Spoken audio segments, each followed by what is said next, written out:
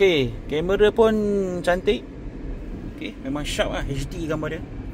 Ni depan, ni tepi lah. So korang boleh switch lah. Untuk low speed je lah boleh pakai ni.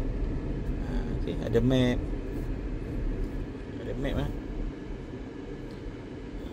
So boleh check location EV charging kat mana ada. Kita dah ada built in dalam ni. Kat mana kau nak charge. Semua ada display kat sini lah. Pilih nak yang fast charger ke, yang AC charger ke. Okay, ada banyak brand lah sini. Ada charge EV, charge ini, share charge, Getari jom charge. Okay, mana yang kau nak lah. Right, so beli kereta EV ni should be no problem lah. Kau nak charge. Okay, berminat Roger abang. Assalamualaikum.